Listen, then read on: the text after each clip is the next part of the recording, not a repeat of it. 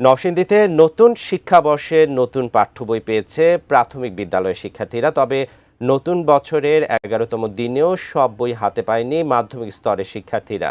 এ বিষয়ে বিস্তারিত জানাতে নরসিংদীর ব্রাহ্মণদী সরকারি প্রাথমিক বিদ্যালয় থেকে সরাসরি যুক্ত হচ্ছেন প্রতিনিধি সুহাগ মিয়া।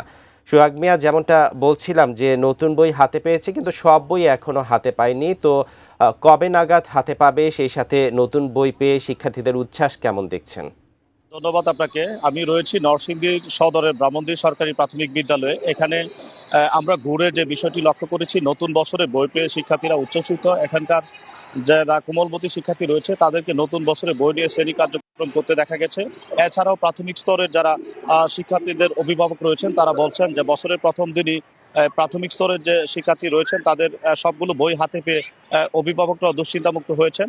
আর শিক্ষকরা বলছেন যে বছরের প্রথম দিনে সরকারের এই উদ্যোগকে তারা স্বাগত জানিয়েছেন এবং তারা বলছেন যে প্রাথমিক স্তরের শিক্ষার্থীদের হাতে সবগুলো বই দিতে পেরে এবং তাদের যে শ্রেণী কার্যক্রম সেটি সম্পন্ন করতে পেরে তারা আনন্দিত।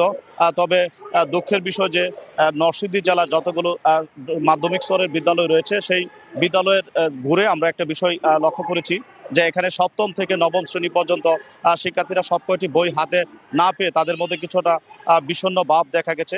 এখানকার শিক্ষার্থীরা বলছেন যে অন্যান্য বছরের প্রথম দিন মাধ্যমিক স্তরের শিক্ষার্থীরা সবগুলো বই হাতে পেলে ওই বছর না পেয়ে তারা তাদের যে পাঠদান কার্যক্রম সেটি তারা সম্পন্ন করতে সমস্যা হচ্ছে। তবে জেলা মাধ্যমিক শিক্ষা অফিসের তথ্য বলছে যে 30 থেকে 40% যে বইয়ের ঘাটতি রয়েছে সেটি 15 জানুয়ারির মধ্যে সম্পন্ন করা হবে। এ ছিল আমার কাছে নরসিংদী থেকে সবশেষ খবর।